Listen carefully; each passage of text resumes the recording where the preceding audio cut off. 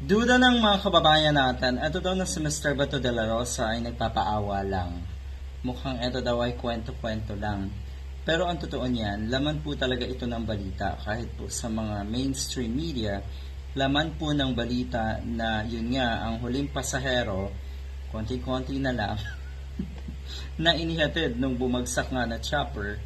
Siguro pabalik na anyway kung ano man itong sitwasyon na ito. Pero huling pasahero dyan ay si Mr. Bato de la Rosa daw. At yun nga, ipinaliwanag niya, in-explain niya ang sitwasyon. Smooth naman ang flight namin nang pumunta or papunta doon sa Baguio City. Wala akong naramdaman na anything unusual, sabi ni Senator or netong si Bato de la Rosa nga. Wala siyang naramdaman na anything unusual daw. O ayan. Babae po yung piloto niya, ano ho. Pero yun nga, ulitin ko duda po ang mga netizens.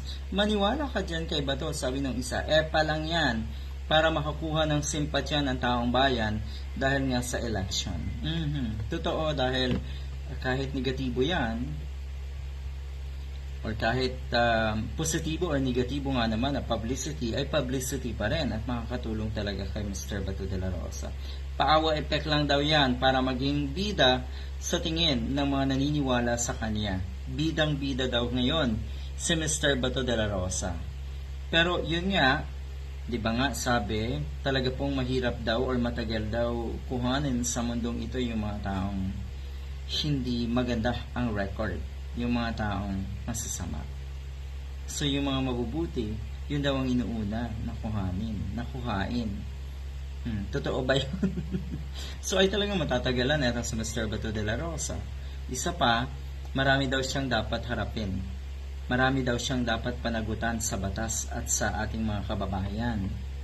Lalo na po sa ICC daw, dapat managot muna siya doon bago nga naman daw siya kuhanin. Ito pala ay nag-crash sa isang lugar dyan sa Nueva Ecija noong February 1. Papuntang Baguio daw itong si Mr. Bato de la Rosa.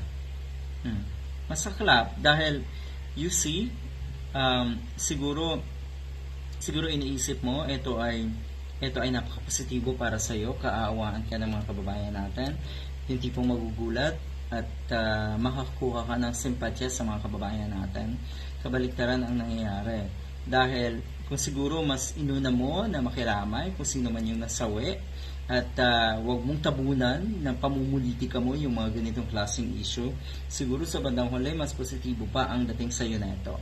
Pero kasi yun nga, mas naging gusto mong maging sensational itong balitang ito dahil makikinabang ka.